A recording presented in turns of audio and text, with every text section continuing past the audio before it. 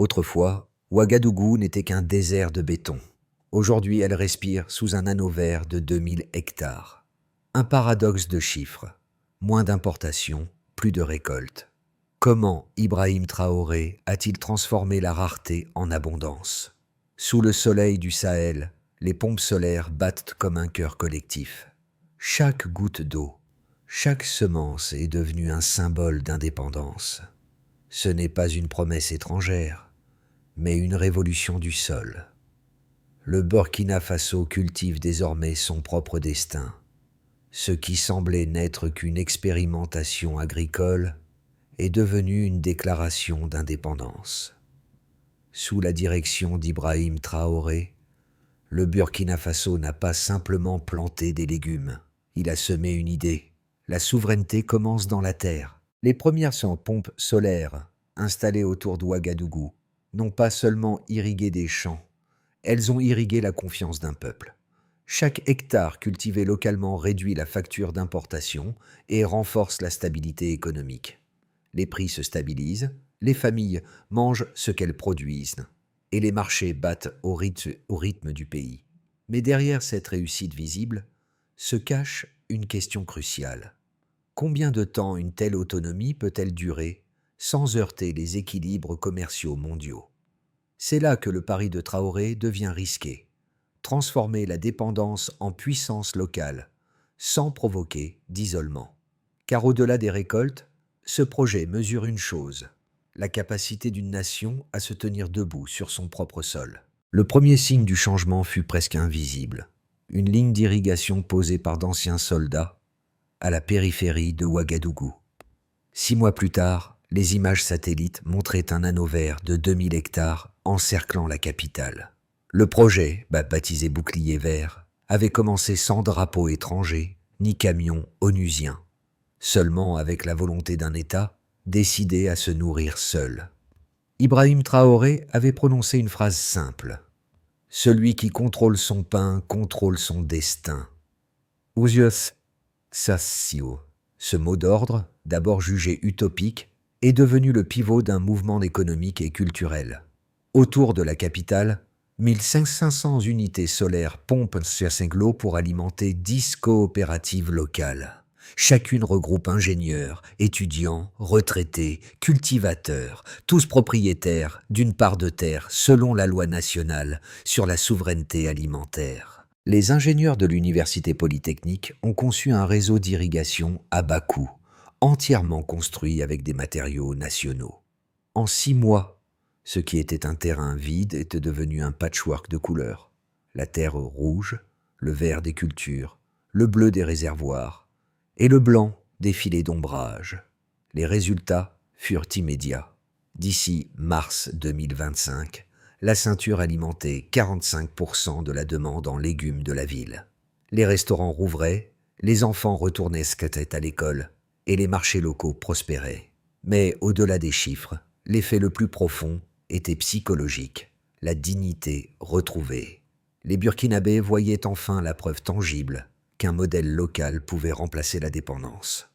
Pour la première fois, le mot souveraineté cessait d'être un slogan politique et devenait une expérience vécue. Le monde commença alors à regarder Ouagadougou non plus comme une capitale de l'aide, mais comme un laboratoire du futur africain. Au centre de cette métamorphose se tient une femme, Awa, veuve du secteur 30 de Ouagadougou. Autrefois, elle vendait des cacahuètes au bord de la route, gagnant à peine de quoi nourrir ses enfants. Aujourd'hui, ses récoltes fournissent la cuisine et d'un hôpital local. Son rire, capturé dans une courte vidéo, a dépassé 2 millions de vues à travers l'Afrique francophone. Awa est devenue, malgré elle, le visage humain de la politique d'Ibrahim Traoré. Là où les discours parlent de stratégie, elle parle de pluie, de terre et de dignité. « J'attendais les camions d'aide, dit-elle.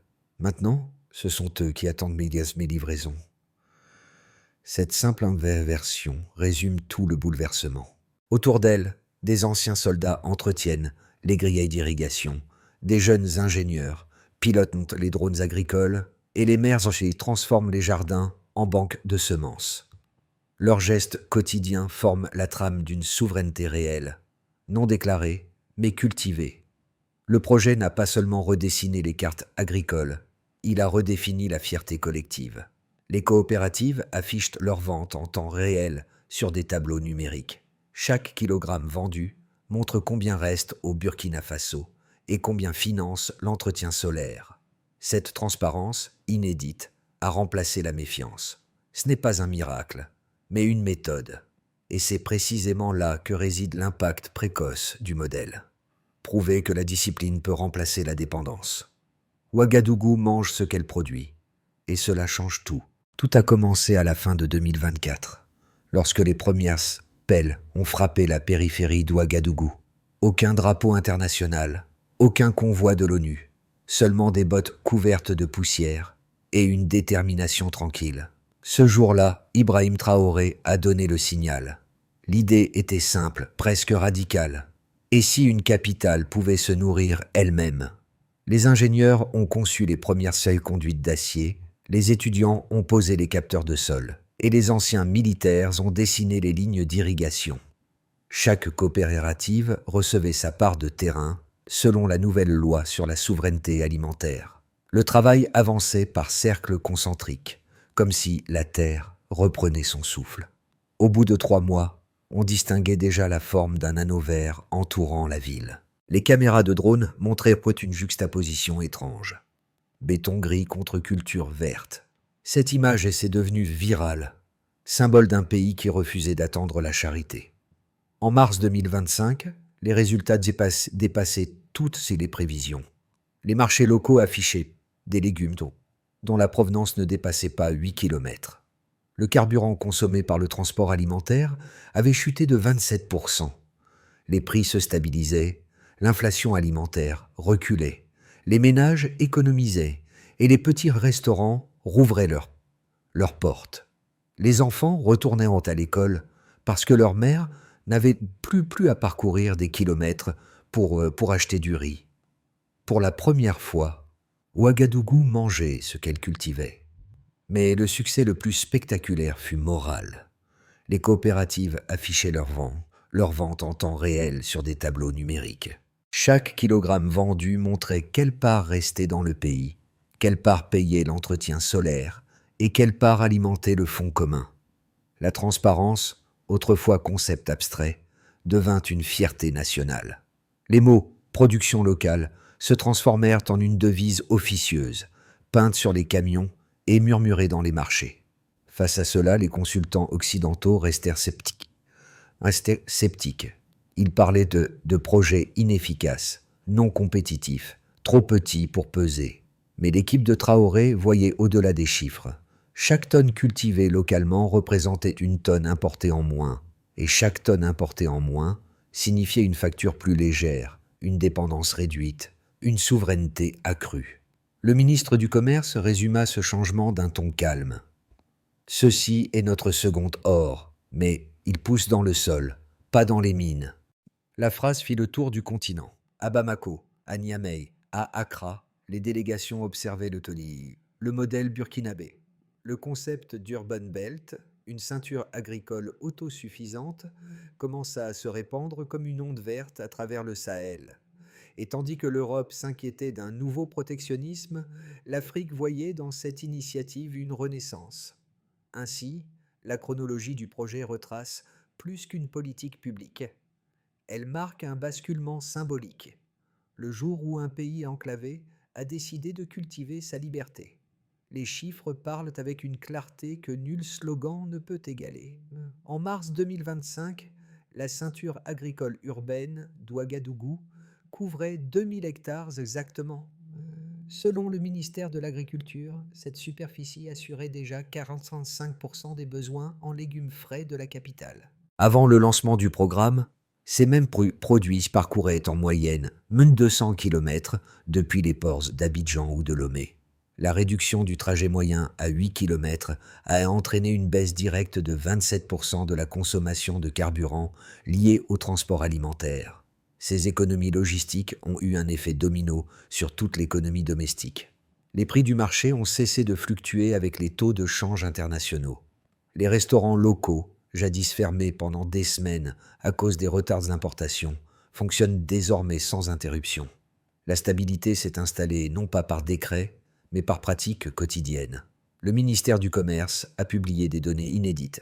Le volume d'importation de légumes européens a chuté de 40% en un an, tandis que la production urbaine a généré plus de 3 500 emplois directs et 11 000 emplois indirects.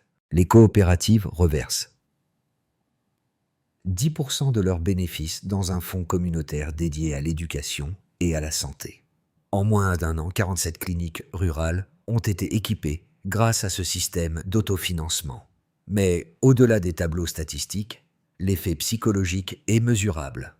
Selon un sondage de l'université de Ouagadougou, 82% des habitants déclarent avoir davantage confiance en l'avenir du pays depuis la ceinture verte. La confiance est devenue un indicateur économique à part entière. Les retombées environnementales sont tout aussi tangibles. La ville a enregistré une baisse moyenne de 2,4 degrés dans les zones périphériques couvertes par la ceinture, grâce à l'humidité maintenue et à la photosynthèse des cultures. Le niveau de pollution particulière a diminué de 18%, selon le ministère de l'Environnement. Et surtout, pour chaque litre d'eau pompée, 94% est recyclé dans un système de micro-irrigation contrôlé par capteur. Ibrahim Traoré résume souvent ce progrès en une équation simple. Un pays qui contrôle son sol contrôle sa souveraineté. Derrière cette phrase se cache une réalité économique robuste. Le modèle du Burkina Faso réduit la vulnérabilité externe et réinvestit dans le capital humain. Chaque tonne cultivée devient une ligne d'équilibre dans le budget national. Ainsi, les chiffres ne racontent pas seulement une réussite agricole. Ils traduisent une philosophie économique en action, celle d'un pays qui, en réapprenant à cultiver, a réappris à compter sur lui-même. Dès les premiers mois de la ceinture verte, deux visions se sont affrontées. Les sceptiques, souvent des économistes extérieurs, affirmaient que le modèle burkinabé sacrifierait la compétitivité au nom de l'idéologie. Ils prédisaient une hausse des prix, une perte d'efficacité et une rupture avec les marchés mondiaux. Leur argument, un pays enclavé ne peut se suffire à lui-même sans appauvrir sa population. En face, les partisans d'Ibrahim Traoré répondaient par les faits. Les chiffres d'exportation ne sont plus le seul critère de richesse, disait-il, mais la capacité à nourrir son peuple sans dette. La souveraineté alimentaire, loin d'être un isolement, est un bouclier contre les fluctuations imposées. Et pour la première fois, les données leur donnaient raison. Le Stillman de leurs adversaires mérite pourtant d'être entendu. Oui, une économie fermée risque de ralentir l'innovation. Oui, la diversification des échanges demeure vitale pour une stabilité à long terme. Mais le Burkina Faso n'a pas fermé ses portes. Il les a redessinées. Les coopératives se continuent d'importer outils, savoirs et technologies, tout en contrôlant la valeur ajoutée locale. Elles ne rejettent pas le commerce, elles en changent la logique. La force du modèle n'est donc pas dans la rupture, mais dans la redéfinition. Traoré n'a jamais prêché l'autarcie, il a prôné la priorité nationale. « Nous ne combattons pas le monde », a-t-il déclaré lors d'une interview. « Nous apprenons simplement à nous tenir debout, sans nous pencher. » Ce pragmatisme, mêlé à une discipline méthodique, désarme les critiques les plus dures. Le débat s'est déplacé, de la question de rentabilité à celle de résilience. Et c'est là que le Burkina Faso offre une leçon à tout le continent. Dans un monde dépendant des chaînes d'approvisionnement fragiles, la souveraineté n'est plus un luxe, c'est une assurance vie. Le silence aussi est une victoire. Cette phrase, prononcée par Ibrahim Traoré lors d'une visite discrète à la ceinture verte, a figé la salle. Elle résumait l'esprit du projet. Agir sans bruit, transformer sans proclamer. Pendant que les chancelleries occidentales débattaient de normes et de quotas, les Burkinabés semaient, arrosaient, récoltaient. Sous ce calme apparent, une révolution s'enracinait dans la poussière rouge du Sahel. À la mi-2025, les chiffres parlaient d'eux-mêmes. Une baisse de 40% des importations alimentaires européenne et un chômage des jeunes en recul historique. Mais le véritable tournant n'était pas économique. Il était moral. Dans les marchés, les églises et les écoles, un nouveau mot se glissait dans chaque conversation. Souveraineté. Les gens ne l'utilisaient plus pour rêver, mais pour décrire leur quotidien. Le pays ne cherchait plus à convaincre, il montrait. Et ce silence, que d'autres prenaient pour de la modestie, était en réalité une posture de force. Le Burkina Faso venait d'atteindre le point où l'autonomie n'était plus un discours, mais une habitude. Les retombées du modèle d'Ibrahim Traoré se mesurent aujourd'hui dans chaque recoin de la société burkinabé. 4 grands groupes emportent tant les effets directs. Les ménages, les entreprises locales, la nation et la région. Pour les ménages, la transformation est palpable. Les familles consacrent en moyenne 28% de moins à leurs dépenses alimentaires qu'en 2020. Les repas scolaires incluent désormais des légumes locaux toute l'année. Les hôpitaux publics servent des produits issus des coopératives environnantes. Ce que les économistes appellent sécurité alimentaire est devenu un réflexe communautaire. Dans les quartiers périphériques, les femmes ont retrouvé un pouvoir d'achat perdu depuis une décennie. Et dans les champs, la phrase d'Awa « Je compte les gens qui mangent, pas les pièces » résonne comme une devise nationale. Pour les entreprises locales, l'effet a été tout aussi décisif. Les PME agricoles fabriquaient désormais leurs propres pompes, filtres et capteurs de sol. Des startups conçoivent des applications mobiles permettant aux consommateurs de scanner un QR code pour connaître la provenance exacte de leurs aliments. Cette transparence, autrefois perçue comme un luxe occidental, est devenue une exportation africaine. L'écosystème qui en découle a fait émerger une économie circulaire inédite dans la région. Au niveau national, les indicateurs se sont inversés. Le taux de chômage des jeunes a chuté de 14% en un an. L'inflation alimentaire y était restée au plus bas depuis une décennie. La facture d'importation des denrées de base a diminué de 42%. Dans un pays enclavé, cela équivaut à une victoire stratégique majeure. Les revenus issus des coopératives financent désormais des écoles, des lampadaires solaires et des cliniques rurales. La souveraineté n'est plus un mot d'ordre, c'est un budget équilibré. Enfin, à l'échelle régionale, le rayonnement du Burkina Faso est devenu impossible à ignorer. Le Mali, le Niger et le Ghana ont lancé leur propre version du modèle ceinture verte. Les analystes parlent d'un corridor de souveraineté agricole s'étendant à travers le Sahel, ce que certains médias occidentaux qualifient de protectionnisme vert est perçu en Afrique comme un acte de maturité. Un diplomate européen l'a résumé avec franchise. Ils ont réécrit les règles sans signer un seul traité. Ainsi, les conséquences de cette expérience dépassent largement les frontières du Burkina Faso. Elles redéfinissent ce que peut signifier la puissance en Afrique. Non pas la capacité à exporter, mais la liberté de nourrir les siens. L'avenir du projet d'Ibrahim Traoré se dessine selon 3 trajectoires plausibles. Le scénario de base, l'optimiste et le critique. Le scénario de base. Le Burkina Faso poursuit sa politique de souveraineté alimentaire à un rythme maîtrisé. La ceinture urbaine se stabilise autour de 2000 hectares productifs, avec une efficacité améliorée de 5% grâce à l'automatisation. Les coopératives consolident leur gestion numérique et les circuits courts deviennent structurels. Les tensions commerciales persistent, mais se régulent par des négociations bilatérales. Dans ce cadre, le pays maintient sa croissance agricole sans dépendre d'importations massives. C'est la trajectoire la plus probable, où la résilience prime sur la vitesse. 2. Le scénario optimiste. De nouvelles zones rurales s'inspirent du modèle d'Ouagadougou.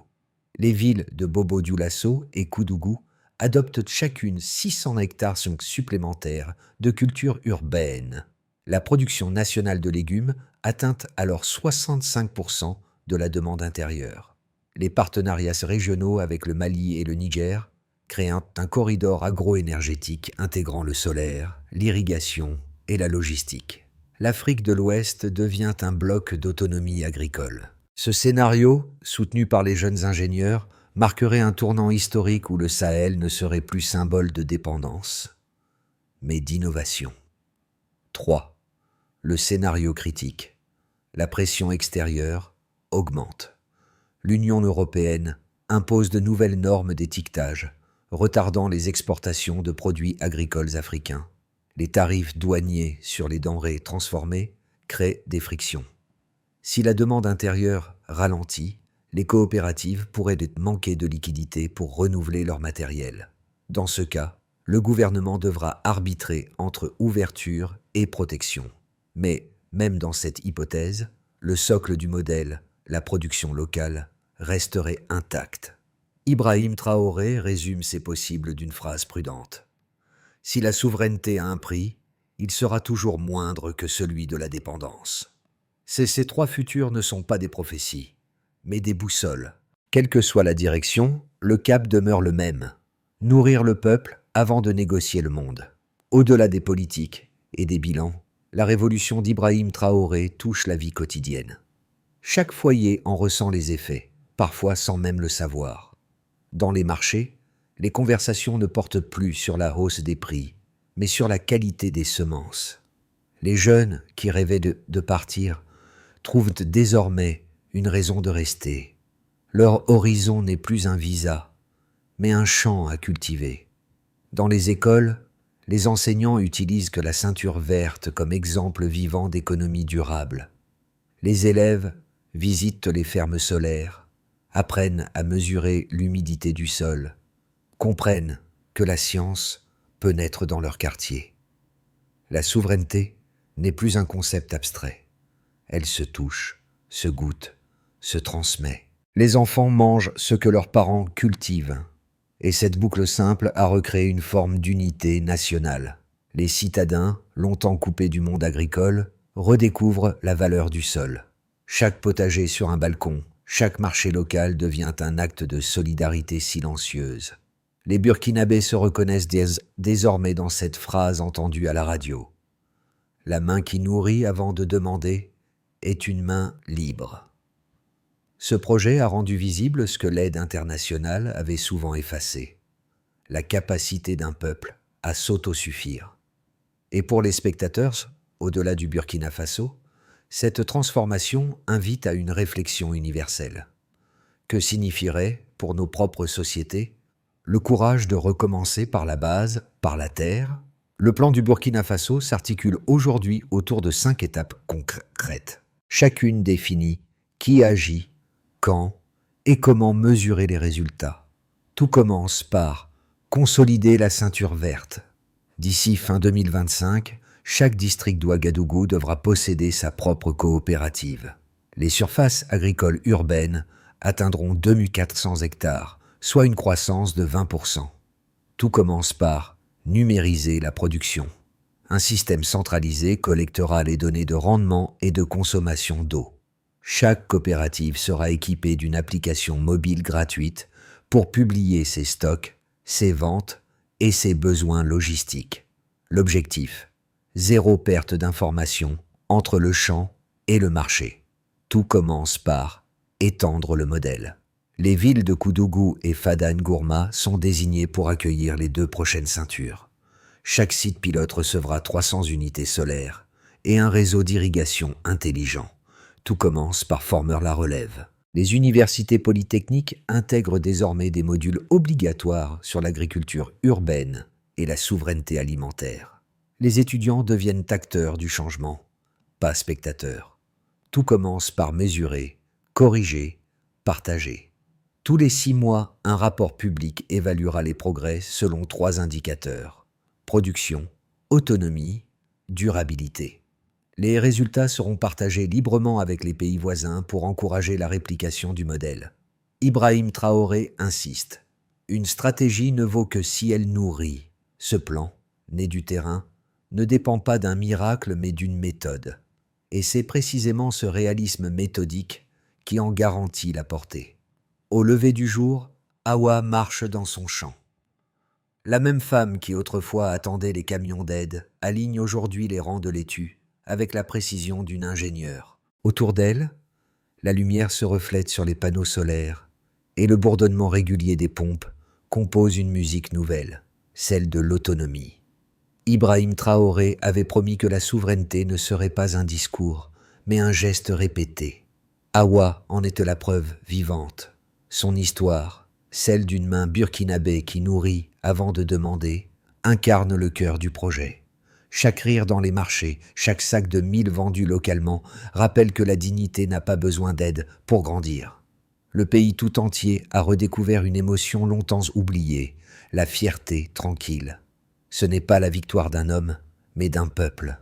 Et dans le silence des champs, sous ce soleil qui n'appartient à personne, le Burkina Faso écrit une phrase que le monde commence à lire. Celui qui cultive son pain cultive sa liberté.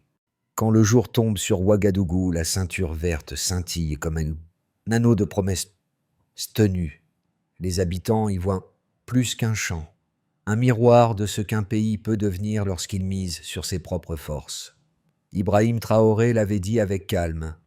Nous ne cherchons pas la gloire, nous cherchons la stabilité. Cette stabilité forgée par la terre inspire déjà des villes entières du Sahel. À Bamako, à Niamey, à Accra, les ingénieurs tracent des cercles semblables sur leurs cartes. Ils ne copient pas un projet, ils imitent un courage. Et à ceux qui regardent cette histoire de loin, une question demeure. Et si le véritable pouvoir d'un pays ne se mesurait plus à ses réserves d'or ou de pétrole, mais à sa capacité de nourrir ses enfants sans dépendre d'autrui? Si vous croyez que cette vision mérite d'être partagée, racontez-la. Car le monde a besoin d'exemples où la souveraineté ne se proclame pas, elle se cultive.